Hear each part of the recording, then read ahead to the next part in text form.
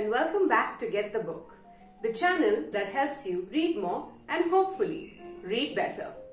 Now before I get to the chatty part of the video, those who would like to skip and go ahead to the actual week's book recommendation can do so using the timestamps given on the video and the description box below. For those sticking around, grab a cup of coffee and let's get comfortable and have a little chat, shall we?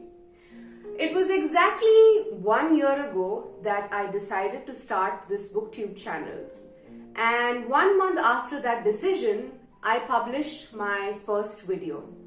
And just like that, we're at the 1 year mark. I'm delighted when I look back at this year. What a wonderful year it's been, with 16 videos that I have published.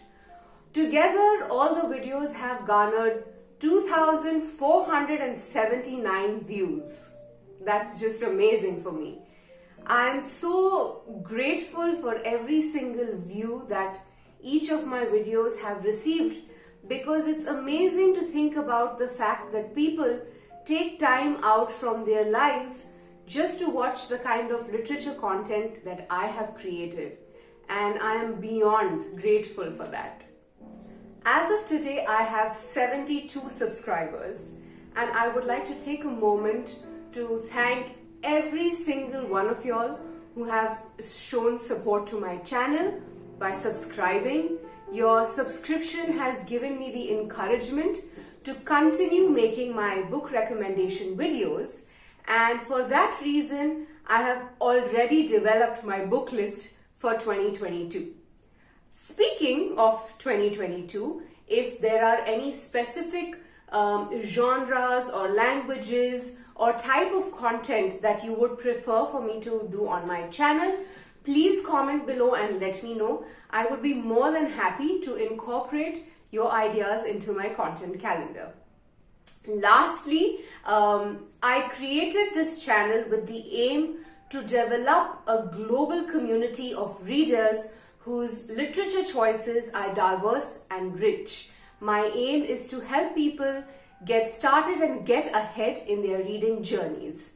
So if in these 16 videos that I have done over the past year, there is even a single book which I have encouraged you to read and you have enjoyed reading, please comment and let me know below as well. Personally, I have finished reading 24 books in the past year, some of which have been featured on this channel and some of which have not. Well, at least not yet.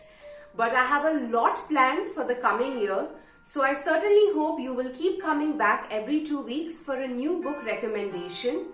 Once again, I would like to thank you all from the bottom of my heart for showing me all the love that you all have in the coming year, and I hope that you continue to do so in 2022.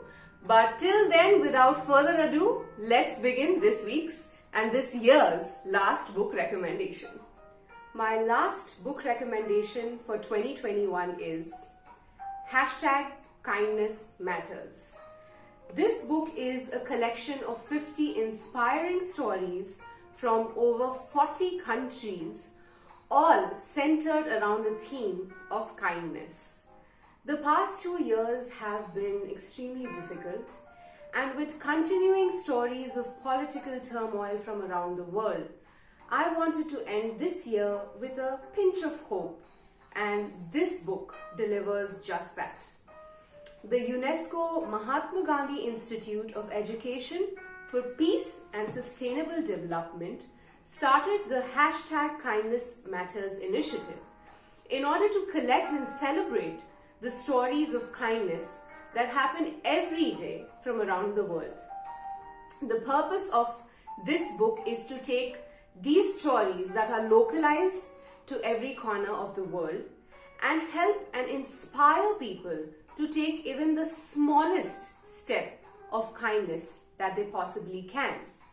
After all, kindness is transformative, not only for the person who receives the act, but also for the person who does the act of kindness. When we think about kindness, more often than not, we think about donating funds. And while that's great, in all honesty, it could be as simple as holding the door open for someone behind you. both literally and figuratively. Each story that has been detailed in this book is not more than 2 pages. The language is simple, but the content is enriching. The book also has other things other than the inspiring stories. It has poems and quotes scattered throughout the book, and it also has interviews of various change makers from around the world. The admirable thing is that each story details the act of a change maker who's actually a regular civilian like you and I. But what has happened is that these people have seen problems around them, troubles, and have taken steps that they thought would be best in order to make the world a better place, to bring a solution to the problems that they have seen. From the lady who's wheelchair bound and makes wheelchair ramps out of Legos and installs them in places to make places more accessible for people with disabilities. There is a man in Japan who has braved toxic radiation in order to save the lives of pets and stray animals. From the man who uses beekeeping as a way to help refugees deal with PTSD, to the girl who uses rap music in order to fight against the selling of brides, selling of girls as brides. There is a woman who helps the poor and vulnerable give the deceased of their family a dignified burial. The stories are endless and exemplary. Coming back to the book, sorry, I got lost in thought. Coming back to the book, once you read this book, I guarantee you that you will be more woke. You will be inspired to do something for people around you locally, no matter what small act of kindness that is, and your heart will be warm. What a beautiful way to end the year. And I couldn't have chosen a better book than #KindnessMatters. Like I mentioned earlier, each of these 50 stories are extraordinary. Stories of people who on the outside seem so ordinary. So it was very difficult for me to choose just a few to read out because each piece is so special. However, I have done my best to select 4 stories which I think are a perfect representation of the quality of this book. So let's not waste any more time and begin with the first story titled The 51st Climb. An athlete fulfills the lifelong dream of a student with disabilities. This story is from Greece.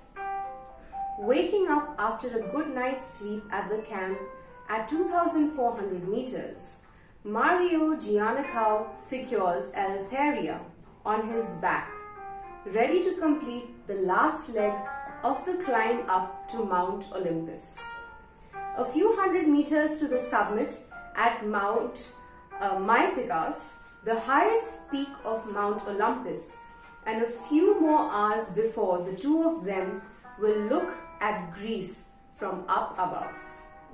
For Giannakou, this is his 51st climb up the mountain, and for Eleftheria, it is a lifelong wish, an impossible feat made possible simply because of the athlete's kindness.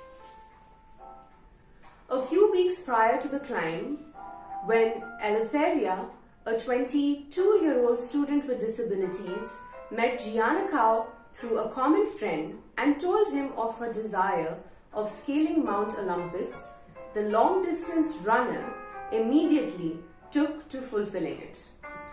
29-year-old Giannakou had previously trekked 168 miles across the Al Marmoum Desert, run the 155-mile 5-day Coastal Challenge 2020 in the jungles of Costa Rica, bagged the first place in the 93-mile cross-country race in Antarctica, and hiked Mount Olympus 50 times. But these international races, medals, and distinctions mean little to him when compared to the goal of his 51st climb. there is nothing more real than Eleftheria's dream. Of course, there are different challenges to prepare for this time. Winter is only a few months away and most critical. He's never done mountain climbing carrying a person on his back before. In fact, nothing of this kind had ever been done before. He has to work faster before the onset of snow. Giannakou quickly gets together a team that would help him reach the peak. He has a specially modified backpack to carry Eleftheria with him. The most difficult part, though, is the psychological one. A man lost his life there a day before, recollects Giannakou. Regarded in Greek mythology as the seat of the gods, scaling Mount Olympus with its jagged peaks, steep inclines, and slippery rocks is not for the faint-hearted. And while carrying a person on your back, it is twice as difficult and twice as many lives to be responsible for. There was some fear because there were cliffs to my front and to my back, but there was no real fear that we couldn't make it, shares Eleftheria, who is a fan of extreme sports and has been wheelchair bound all her life. On 5th October 2020, 9:02 a.m., she realizes her dream of reaching the summit. I was happy, I was moved. In the end, it was most intense when we came down and realized what we had done, she wonders. The happiness is evident on the faces of both Giannakou and Eleftheria as the two pose for photographs wearing triumphant smiles, the Greek flag in their hands, and a victorious stance upon finishing this momentous journey. I have never done anything more beautiful. I think it has completed me as a person, concludes Giannakou. Knowing that man's long list of accomplishments, his thought reinforces the power that acts of kindness reward above all other achievements. The second story of a change maker that I have selected is titled A Bottle at a Time. An eco-warrior helps the waterways of Kerala breathe plastic free. This story is from India. Every morning, long before dawn and long before the village of Manchadikari wakes up, 69-year-old N.S. Rajapan tucks in his lungi and crawls down from his house to the Minachal river. He slides onto a makeshift seat on a country boat, ready for the usual 17 hours of collecting plastic waste from the waterways of Kerala's Vembanad Lake. At a young age, Rajapan contracted polio, which soon paralyzed his legs. Work opportunities became sparse, and he had to take up any small chore that came his way. For more than half a decade, however, Rajapan has been doing a very important job, that of cleaning Vembanad Lake and the other streams. Somebody should remove the waste from the water. I am doing what is possible for me, Rajapan says matter-of-factly. He has lived around these waters his entire life, and knowing that he is helping the waters breathe better gives him great sense of happiness and purpose. A day's worth of collecting waste usually gives Rajapan 4 sacks full of plastic bottles and a meager 12 rupees that he uses to buy kerosene oil. It used to be more before COVID-19.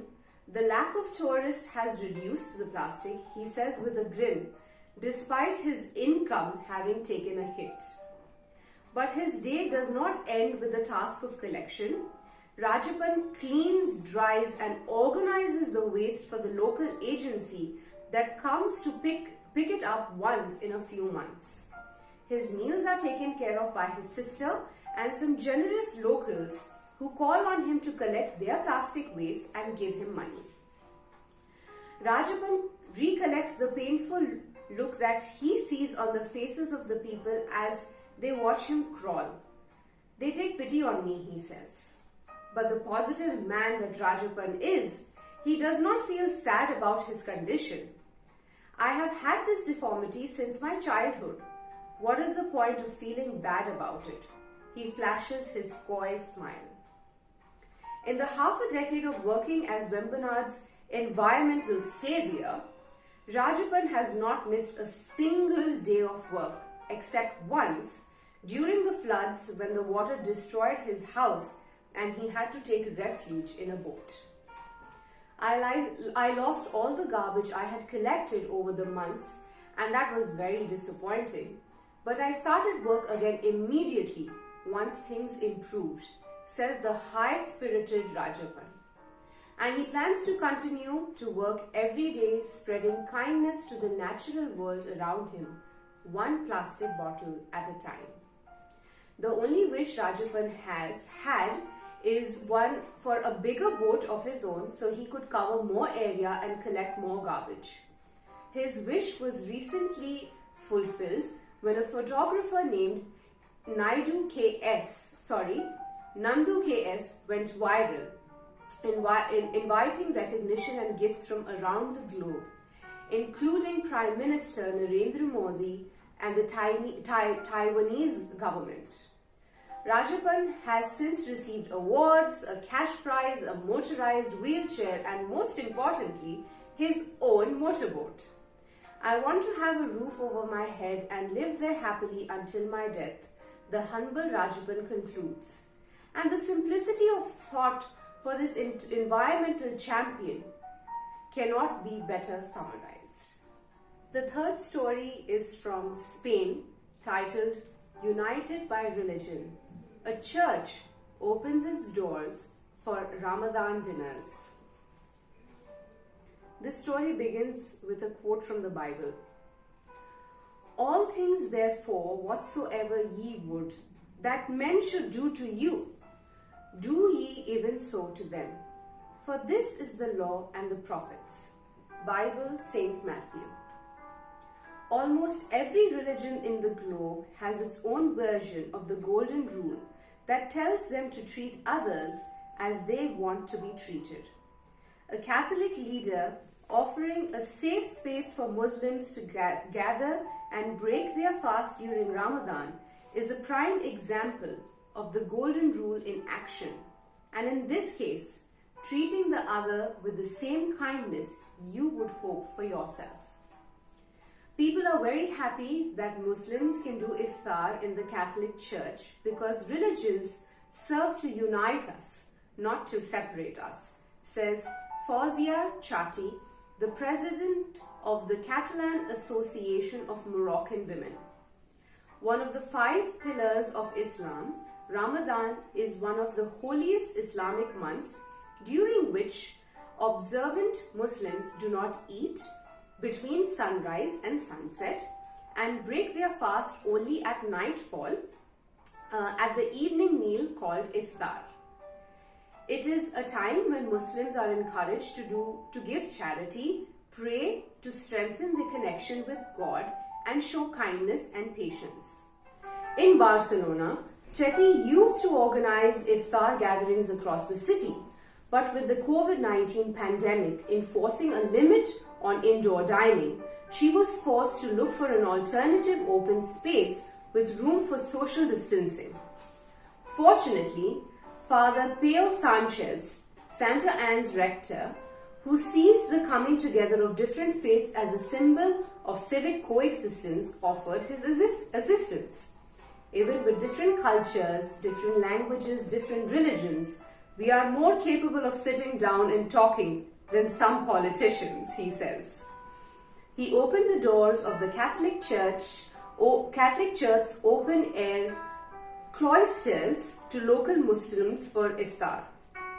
To add to the community spirit, volunteers gathered to serve free home-cooked iftar meals to 50-60 Muslims, many of them homeless, in the century-old stone passage of Santa Anne's Church.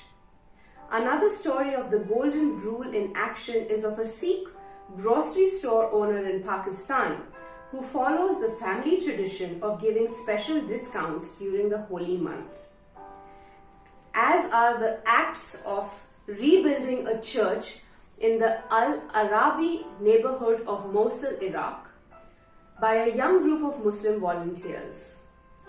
A Jewish nurse in Jerusalem breastfeeding a Palestinian boy whose mother was critical after a head-on car collision that killed his father.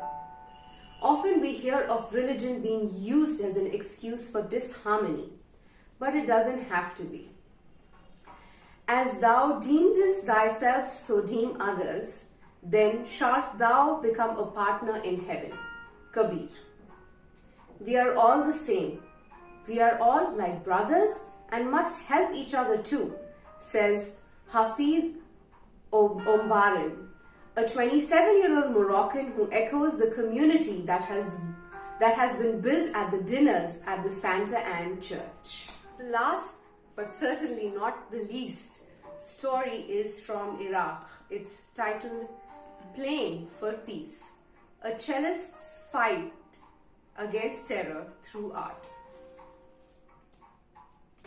In the aftermath of a devastating explosion, surrounded by rubble, shrapnel and charred remains, Karim Wasfi sets down his chair and leans his cello against himself, closes his eyes and begins to play.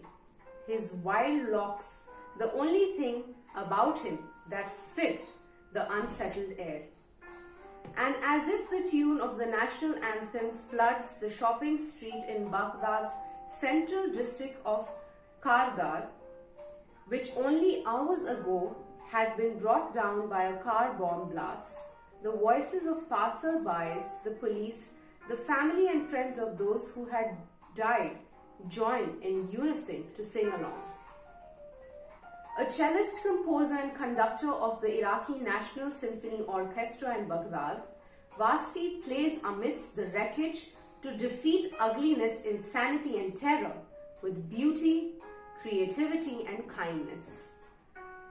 His performance reminds many of the great cellist Mstislav Rostropovich, pardon me if my pronunciations are not correct, who brought down his instrument to the Berlin Wall and other politically charged venues as an artistic protest against Soviet communism.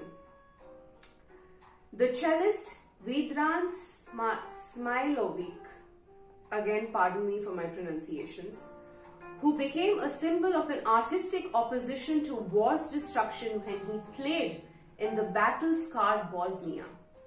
But this isn't Wasfi's first performance or the one that earns him a place with these musical greats.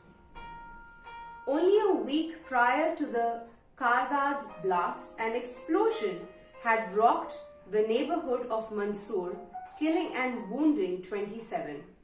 Wasfi, who lives a stone's throw away, was shaken up. On an impulse, he picked up his own weapon of choice, his cello, and sat down in the middle of the scene of death, fire and dissolution and played his own composition, Baghdad Morning Melancholy. People gathered there and shared a moment that can only be described as extraordinary. From soldiers to cleaners to shop owners, everyone stopped to listen. Even drivers stopped their cars in the middle of the road to partake in the moment of shared peace. Since then, Wasfi has played at numerous other sites that has witnessed devastation. He hopes to one day play in Syria, a country he believes shares the pain that his country does. Hate is self-destructive, Wasfi says. He is challenging the destructive force of violence with a constructive one of creation. He believes that once people experience the positive effect of creation and construction, they will find violence unattractive. The son of an Egyptian mother and an Iraqi father, Wasfi was born in Cairo and grew up in a musical family. He wants to use an art form that he knows best, music to bring about healing, cross-cultural integration, de-radicalization, and counter-terrorism. So that's it from #KindnessMatters. I certainly hope that the excerpts from this book that I have read out to you have inspired you to get the book for yourself. But most importantly, I hope it has inspired you to make the coming year the year of kindness, in whatever shape or form that may take for you. To take a quote from the book, in a gentle way, you can shake the world. So until we meet again in 2022, here's wishing you and your family a brilliant new year. And till then, I hope you keep shining, keep smiling, and do stay safe.